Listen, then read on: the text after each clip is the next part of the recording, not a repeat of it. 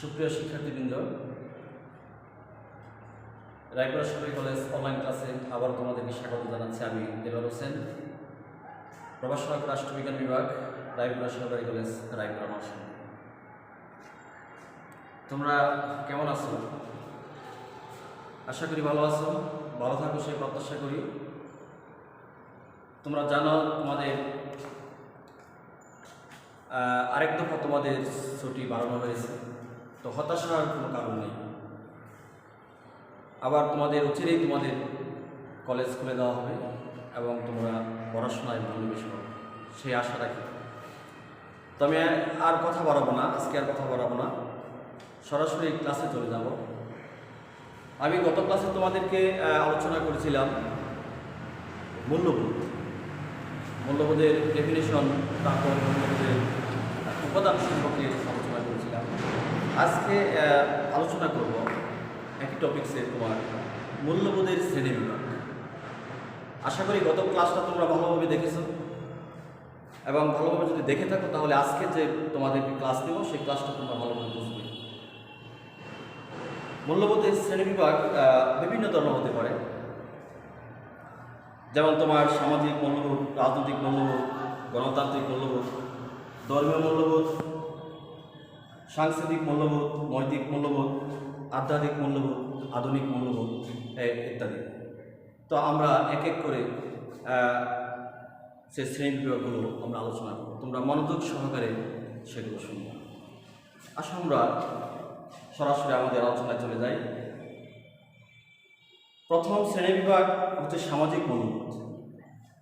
আমরা জানি যে চিন্তা ভাবনা, লক্ষ্য, উদ্দেশ্য, সংকল্প মানুষের সামাজিক আচার ব্যবহার ও কর্মকাণ্ডকে নিয়ন্ত্রিত ও পরিচালিত করে তাকে সামাজিক মূল্যবোধ বলে। সামাজিক মূল্যবোধ বলতে আমরা জানি যে সামাজিক তোমার যে আচার আচরণ, রীতিনীতি, সেগুলো। তো আমরা সামাজিক মূল্যবোধের গত ক্লাসে অবশ্যই সামাজিক মূল্যবোধের শ্রেণী ডেফিনেশন আমরা দিয়েছিলাম। আজকেও সেই ডেফিনেশনটা আমরা দেই। স্টুয়ার্ট সি ডট উনি বলছেন যে সামাজিক মূল্যবোধ হচ্ছে সেসব রীতিনীতির সমষ্টি যা ব্যক্তি সমাজের নিকট হতে আশা করে এবং সমাজ ব্যক্তি নিকট হতে লাভ করে। অর্থাৎ তোমরা বুঝতে পারছো যে একজন ব্যক্তি, একজন নাগরিক সমাজ থেকে অবশ্যই পজিটিভ কিছু লাভ করবে, যে আমি যে সমাজে বসবাস করবো সেই সমাজটা হবে নিরাপত্তামূলক সমাজ এবং সেই সমাজ হবে শান্তিপূর্ণ সমাজ, সেখানে কোনো হানাহানি মারামারি থাকবে না, একটা সেখানে ন্যায় বিচার প্রতিষ্ঠিত হবে। এইগুলো হচ্ছে তোমার সামাজিক মূল্যবোধ। তারপর নিকোলাস সেজার আরেকটা ডেফিনেশন বলেছিলাম। নিকোলাস সেজার উনি বলছেন যে সামাজিক মূল্যবোধ হচ্ছে সেই সকল গুণাবলী সমষ্টি যেগুলো তার নিজের সহপাঠীদের মধ্যে দেখে সে খুশি হয় এবং নিজের সমাজ, জাতি, সংস্কৃতি ও পরিবেশকে মূল্যবান মনে করে খুশি হয়। তাহলে বুঝতে পারছো, আমার সমাজে যারা বসবাস করবে, আমার বন্ধু, আমার সহপাঠী, আমার প্রতিবেশী, সমাজের যারা নাগরিক, তাদের মধ্যে যদি আমি সততা দেখি, সরলতা দেখি, উদারতা দেখি, সত্যবাদিতা দেখি, তাহলে আমি খুশি হব। তাহলে বুঝতে পারছো সেই সামাজিক মূল্যবোধটা কি। সামাজিক মূল্যবোধ হচ্ছে সামাজিক তোমার ভদ্রতা, তোমার নর্মতা, তারপর তোমার সহনশীলতা, সহযোগিতা, সহমর্মিতা, মায়া, মমতা, ভালোবাসা, সেগুলো হচ্ছে সামাজিক মূল্যবোধ। তারপর আমরা 2 নম্বর যে শ্রেণী বিভাগ, যেটা হচ্ছে রাজনৈতিক মূল্যবোধ। রাজনৈতিক মূল্যবোধ হচ্ছে যেসব চিন্তাভাবনা, লক্ষ্য, উদ্দেশ্য, সংকল্প মানুষের রাজনৈতিক আচার ব্যবহার ও কর্মকাণ্ডকে নিয়ন্ত্রিত ও প্রভাবিত করে, তাকে আমরা রাজনৈতিক মূল্যবোধ বলে থাকি। রাজনৈতিক মূল্যবোধ হচ্ছে তোমার রাজনৈতিক শিষ্টাচার, রাজনৈতিক ভদ্রতা, রাজনৈতিক সৌজন্যতাবোধ, রাজনৈতিক জবাবদিহিতা, রাজনৈতিক সহনশীলতা, সেগুলো হচ্ছে রাজনৈতিক মূল্যবোধ। আমাদের সেই রাজনৈতিক মূল্যবোধ বাংলাদেশের ক্ষেত্রে, বিশেষ করে তৃতীয় বিশ্ব দেশগুলোতে রাজনৈতিক মূল্যবোধগুলো সেখানে তোমার শক্তিশালী না, সেখানে রাজনৈতিক মূল্যবোধের অবক্ষয় হয়েছে, যার কারণে আমরা আমাদের রাজনৈতিক ব্যবস্থা হচ্ছে একটা ভঙ্গুর রাজনৈতিক ব্যবস্থা। রাজনৈতিক মূল্যবোধ বলতে সেখানে আমাদের রাজনৈতিক দলের মধ্যে কোনো হিংসা, মারামারি, হানাহানি থাকবে না। এক দল আরেক দলকে সহ্য করতে হবে, সহ্য করার মতো সেই গুণটা অর্জন করতে হবে। যখন নির্বাচন আসে, নির্বাচনের মধ্যে সকলে যাতে অবাধ সুষ্ঠুভাবে সেখানে নির্বাচনে অংশগ্রহণ করতে পারে, একদল আরেক দলকে যাতে তার মতামতকে প্রাধান্য দেয়, সম্মান করে, সেগুলো হচ্ছে রাজনৈতিক মূল্যবোধ। আজকে আমাদের দেশের রাজনৈতিক মূল্যবোধটা সেটা অবক্ষয় ঘটেছে, কারণ হচ্ছে আমাদের গণতন্ত্রের যে শক্তিশালী গণতন্ত্র নেই, তাই করে রাজনৈতিক মূল্যবোধ অবক্ষয় ঘটেছে। আমাদের আমেরিকার প্রেসিডেন্ট ক্লিন্টন যখন বাংলাদেশে আসছিল, তাকে সাংবাদিকরা প্রশ্ন করা হয়েছিল যে এই আপনার দেশ মানুষ আপনার এই আমেরিকা এত উন্নত কীভাবে হয়েছে, আমাদের বাংলাদেশ কেন হয় না? তখন উনি বলেছিলেন যে বাংলাদেশে আমি যে জিনিসটা লক্ষ্য করছি সেটা হচ্ছে প্রতিহিংসার রাজনীতি, সেখানে রাজনৈতিক মূল্যবোধে অবক্ষয় রয়েছে। যাই হোক, পরবর্তী হচ্ছে তোমার গণতান্ত্রিক মূল্যবোধ। যে চিন্তাভাবনা, লক্ষ্য, উদ্দেশ্য, সংকল্প মানুষের গণতান্ত্রিক আচার ব্যবহার ও কর্মকাণ্ডকে নিয়ন্ত্রিত ও পরিচালিত করে, তাকে আমরা গণতান্ত্রিক মূল্যবোধ বলে থাকি। একটা দেশের গণতান্ত্রিক মূল্যবোধ যত বেশি সমৃদ্ধশালী হবে, যত বেশি উন্নত হবে, সেই দেশ তত বেশি উন্নত হবে। আমাদের বাংলাদেশের তথা তৃতীয় বিশ্বের দেশগুলোতে গণতান্ত্রিক মূল্যবোধ সেখানে অনুপস্থিত। গণতান্ত্রিক মূল্যবোধ হচ্ছে সে দেশে আইনের শাসন থাকতে হবে, সেখানে সুশাসন থাকতে হবে, সে দেশটা একটা সংবিধানের ভিত্তিতে পরিচালিত হবে, সেখানে নাগরিকরা তাদের অধিকার যাতে পরিপূর্ণতা পায়, অধিকার যাতে তারা পেতে পারে, মানুষের মৌলিক অধিকারগুলো ফিরে পায়, সে ব্যবস্থা থাকতে হবে। এবং মানুষ যারা নাগরিক রয়েছে তাদের যে কর্তব্য, রাষ্ট্রের প্রতি সেই কর্তব্যগুলো পালন করবে। এবং যখন নির্বাচন আসলে সেখানে নির্বাচন কমিশন সকলে যাতে সুন্দরভাবে অংশগ্রহণ করতে পারে সে সুব্যবস্থা করে দিতে হবে। আমরা সাধারণত নির্বাচন আসতে দেখি যে সেখানে মারামারি, হানাহানি হয়, হরতাল, অবরোধ, এগুলো হয়, মানুষের জানের ক্ষতি হয়, মালের ক্ষতি হয়। এই সংস্কৃতি থেকে আমাদের বেরিয়ে আসতে হবে। একটা গণতান্ত্রিক মূল্যবোধ, সেখানে আইনের শাসন থাকতে হবে, সেখানে বিচার বিভাগের স্বাধীনতা থাকতে হবে, মানুষের নিরাপত্তার ব্যবস্থা থাকতে হবে, মানুষের মৌলিক অধিকারগুলো ফিরে দিতে হবে। তাহলে গণতান্ত্রিক মূল্যবোধ আর শক্তিশালী হবে। আর গণতান্ত্রিক মূল্যবোধ যখন শক্তিশালী হয়ে যাবে, আমরা পৃথিবীর মধ্যে একটা উন্নত রাষ্ট্র হিসেবে আমরা পরিচিতি লাভ করতে পারব। তারপর 4 নম্বর শ্রেণীবিভাগ যদি বলি, সেটা হচ্ছে ধর্মীয় মূল্যবোধ। যে চিন্তাভাবনা, লক্ষ্য, উদ্দেশ্য, সংকল্প মানুষের ধর্মীয় আচার ব্যবহার ও কর্মকাণ্ডকে নিয়ন্ত্রিত করে, তাকে আমরা ধর্মীয় মূল্যবোধ বলে থাকি। তো আমরা প্রত্যেকটা মানুষ এক একটা ধর্মে জন্মগ্রহণ করেছি, আর আমরা জানি প্রত্যেকটা ধর্মই মানবতার কল্যাণের জন্য, মানুষের কল্যাণের জন্য আসছে। ধর্ম ছাড়া কোনো মানুষ নেই। যে কোনো মানুষ তার যে কোনো একটি ধর্ম সে লালন করে পালন করে। সুতরাং ধর্মীয় মূল্যবোধ হচ্ছে আমি আমার ধর্ম যাতে অবাধে পালন করতে পারি, অন্য ধর্মের প্রতি আমার শ্রদ্ধা থাকবে, সম্মান থাকবে। আমি অন্য ধর্ম পালন করতে গেলে যাতে তাকে আমি বাধা না দিই, হস্তক্ষেপ না করি, সেটাই ধর্মীয় মূল্যবোধ। আমি আমার ধর্ম আমি স্বাধীনভাবে পালন করব। আমি মুসলিম হই, হিন্দু হই, খ্রিস্টান হই, প্রত্যেকটা ধর্মের মানুষ তাদের স্ব অবস্থান থেকে নিজ নিজ ধর্ম সে পালন করবে, সেখানে কোনো কিছু হস্তান্তর করা যাবে। এবং রাষ্ট্র ধর্মীয় পালনের ক্ষেত্রে সে সুব্যবস্থা করে দিতে হবে রাষ্ট্রীয়ভাবে। এখানে আমরা সংখ্যাগরিষ্ঠ, ইসলাম ধর্ম সংখ্যাগরিষ্ঠ, সরকার আমাদেরকে সুযোগ সুবিধা বেশি দেবে না, তা হবে না। প্রত্যেকটা ধর্মের মানুষ যাতে সমান সুযোগ পেতে পারে সেই ব্যবস্থা রাষ্ট্র করতে হবে।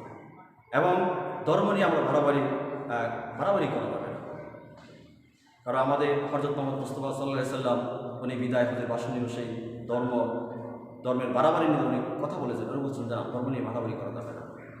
এছাড়া আমাদের পবিত্র মহাবিশ্বের মহাগ্রন্থ আল কোরআনের সম্ভবত সূরা কাফিরুনের মধ্যে বলছেন যে লাকুম দীনুকুম ওলিয়া দিন, তোমাদের ধর্ম তোমাদের, আমাদের ধর্ম আমাদের। সুতরাং ধর্ম নিয়ে বাড়াবাড়ি করে দেওয়া, যে অবস্থানে যে জায়গায় যে ধর্ম পালন করছে সেখানে স্বাধীনভাবে ধর্ম পালনের ব্যবস্থা করতে হবে। এছাড়া আমাদের পবিত্র সংবিধানেও ধর্মের ব্যাপারে বলা আছে যে প্রত্যেকটা মানুষ তার নিজ ধর্ম সে পালন করতে পারবে এবং সে প্রচার করতে পারবে। সুতরাং ধর্ম নিয়ে বাড়াবাড়ি করা যাবে। তারপর হচ্ছে সাংস্কৃতিক মূল্যবোধ।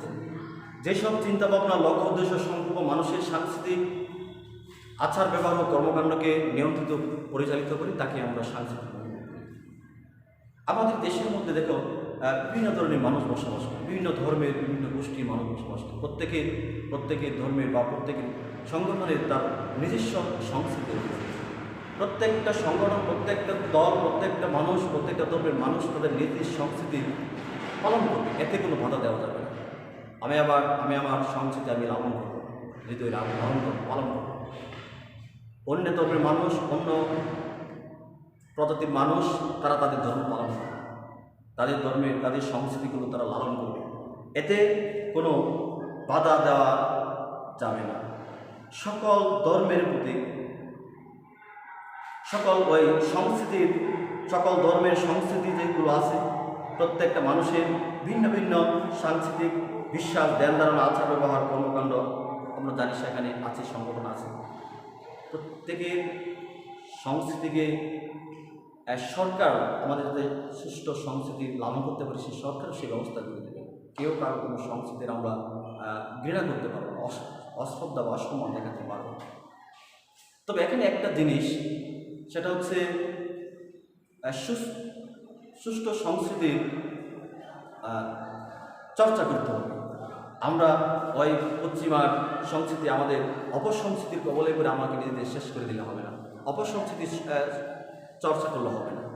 আমাদের যে নিজস্ব, আমাদের রাষ্ট্রের ভিতরে যে সকল গোষ্ঠী রয়েছে তাদের যে নিজস্ব সংস্কৃতি আছে, সেই সংস্কৃতিগুলো চর্চা করতে হবে। আমরা ওই আকাশ সংস্কৃতি বা পশ্চিমা সংস্কৃতির অপসংস্কৃতিকে নিয়ে এসে আমাদের সংস্কৃতি সেখানে বিলীন করে দেবো না, তা হবে না। আমাদের অপসংস্কৃতি থেকে মুক্ত হতে হবে। আজকে আমাদের বাংলাদেশে বিদেশি সংস্কৃতি, অপসংস্কৃতি, পশ্চিমা সংস্কৃতি প্রবেশ করে আমাদের যুব সংস্কৃতি ধ্বংস করে দিচ্ছে।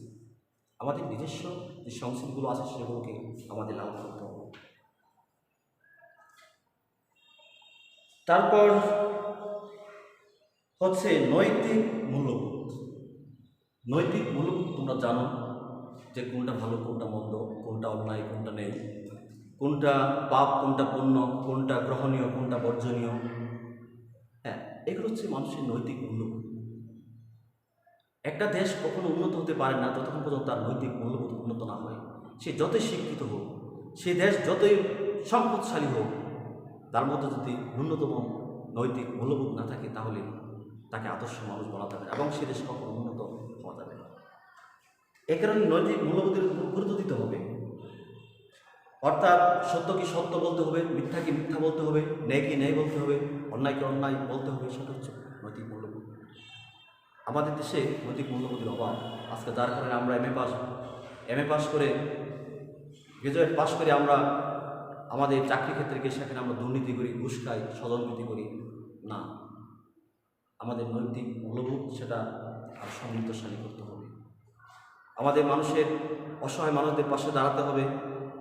সেখানে যারা ঋণগ্রস্ত আছে তাদের পাশে দাঁড়াতে হবে, যারা বিপদ আছে তাদের পাশে আমাদেরকে দাঁড়াতে হবে। এই হচ্ছে আমাদের নৈতিকতা। একটা জিনিস, নৈতিকতা আমি যদি না মানি তাহলে রাষ্ট্র আমাকে শাস্তি দিতে পারবে না।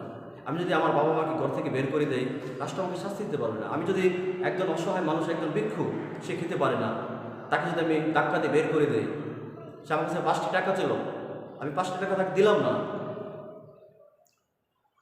রাষ্ট্র কিন্তু আমাকে শাস্তি দিতে পারবে না। কারণ নৈতিকতা মানুষের সম্পূর্ণ হৃদয় থেকে উৎসারিত হয়। মানুষের নৈতিকতা মানুষের বিবেককে জাগ্রত করে। একটা 6 বছরের শিশু, তার বাবা মা বৃদ্ধ, সে অনাহারে, তাদের বাবা মা ইনকাম নেই, সে অনাহারে মরছে। সেই ছোট্ট শিশুটি একটা রুটির জন্য একটা দোকান থেকে রুটি চুরি করেছে, তাই বলে আমরা তাকে ধরে হত্যা করতে পারবো না, মেরে তাদেরকে পৃথিবীকে বিদায় করে দিতে পারবো না। সেটা নৈতিকতা নয়।